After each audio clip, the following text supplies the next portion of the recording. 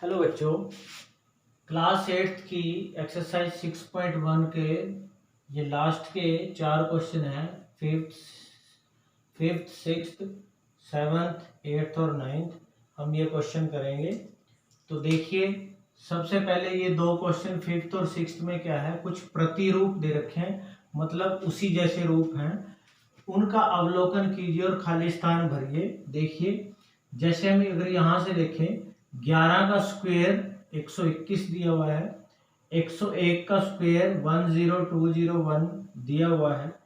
अब यहाँ पे आप देखिए अगर ध्यान से, जैसे यहाँ पे एक एक दो बार था तो बीच में 2 लिखा, फिर इधर 0, फिर 0, फिर 1 और 1, फिर एक जो है देखो 3 बार था तो बीच में 3 लिखा, 3 बार 1 था तो 3 लिखा, फिर एक एक 0 और कम करते गए, 0 फिर 2 फिर 0 फिर 1 और उस तरफ भी उतना ही। तो अब यहाँ 1 1 2 3 4 बार है तो हमने बीच में 4 लिखना है। 4 लिखने के बाद फिर 0 फिर 3 फिर 0 फिर 2 फिर 0 फिर 1, इधर भी उसी तरह 0 3 0 2 0 1। ठीक है, इसी तरह यहाँ सबसे बड़ा देखो 5 है तो फिर यहाँ 5 बार 1 आएगा तो 1 0 1 0 1 0 1 0 1 का स्क्वायर 5 बार 1। ठीक है, इस तरह ही हमने खाली स्थान भर लिया। ऐसे ही देखो, देख के इसी तरह अगर आप ध्यान से देखो इसको, देखो इन दोनों की तो हो रही है गुणा, 1 दूनी 2 और फिर 2 में 1 जोड़ के 3। थोड़ा ध्यान से देखना, इसको समझो। 2 तिये 2 को 3 से गुणा करी 6 और 6 में 1 जोड़ा 7, इसमें 1 1 जुड़ रहा है और ये तीसरा अंक इनको गुणा करने से आया हुआ है। देखो 3 चौके 12 और 12 में 1 जोड़ा 13, तो यहां क्या आएगा 5 और 4 4 पंजे, यहां आएगा 20 और 20 में 1 जोड़ा 21। इसी तरह 5 को किससे गुणा करेंगे 30 आए तो यहां आएगा 6 का स्क्वायर। ठीक है, 6 का स्क्वायर और 30 में 1 जोड़ा 31, तो 6 सत्ते कितने आएगा यहाँ पे 42 का स्क्वायर और 42 में 1 जोड़ा तो 43 का स्क्वायर। इस तरह से ये हमने खाली स्थान भर लेने हैं। उसके बाद 7वां क्वेश्चन है योग सक्रिया बिना, मतलब आपने योग जोड़ना नहीं, मतलब इन सबको जोड़ना नहीं, इनका योगफल ज्ञात करो। फिर भी जैसे ये संख्याएं हैं हमारे पास, यहाँ पे क्या है, ये 1 3 5 7 9।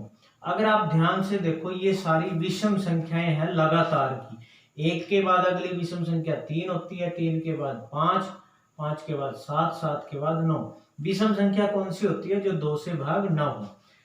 आपको इनका योग करने की जरूरत नहीं है, उनका सिर्फ जितनी विषम संख्याएं होती हैं उसका स्क्वायर करना है। जैसे ये कितनी विषम संख्या है, 1 2 3 4 5 विषम संख्या है, तो 5 का स्क्वायर करना है। और 5 के स्क्वायर का मतलब होता है 2 बार 5 की गुणा और 5 पंजू 25 इनका योग आएगा। और बेशक आप देख भी लो करके, 1 और 3 4, 4 और 5 9 और 7 16 और 9 25 ही होता है। इसी तरह देखो, 1 से लेके ये विषम संख्याओं का जोड़ है, ये भी 1 3 5 7 9 11 13 15 17 19 तक है। तो कितनी संख्याएं ये विषम, देखो 1 2 3 4 5 6 7 8 9 10 विषम संख्याएं हैं। तो हम लिखेंगे 10 का स्क्वायर, यानी 10 गुणा 10 और 10 गुणा 10 होता है 100 और 100 इसका जोड़ आ जाएगा।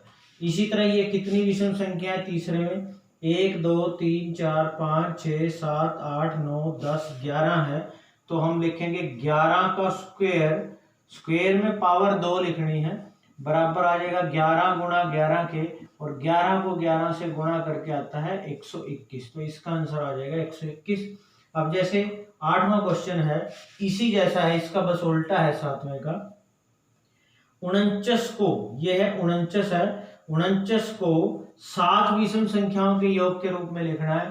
तो 49 किसके बराबर आ जाएगा कि 1 + 3 + 5 + 7 + 9 + 11। देखो 1 2 3 4 5 6 और फिर आ गई 7वीं विषम संख्या 13।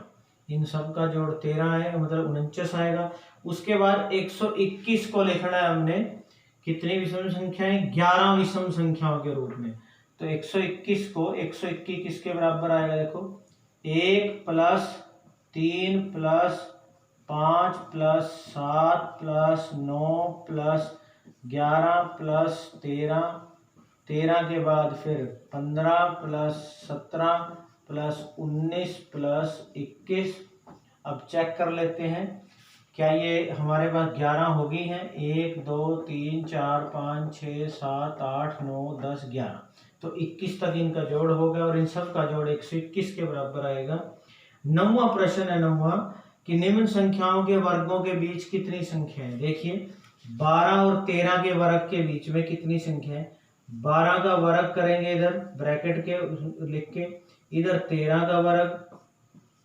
12 का वर्ग कितना होता है? 12 को 12 से गुणा करेंगे, 12 × 12। इसी तरह 13 × 13, 12 को 12 से गुणा किया 144 आया, 13 को 13 से करें 169। तो 169 और 144 के बीच में कितनी संख्याएं हैं? आपने क्या करना है? 169 में से 144 को घटाना है। 169 में से 144 को घटाना है। घटाने पे आएगा 9 में से 4 गए 5 और 6 में से 4 गए 25। फिर एक और घटाना है बाद में, एक बाद में जरूर घटाना है। तो 24 संख्याएं आएगा इसका आंसर। इनके बीच में 24 संख्याएं हैं। देखिए हम ये एक बाद में क्यों घटाते हैं, मैं एक छोटा सा उदाहरण लेता हूं।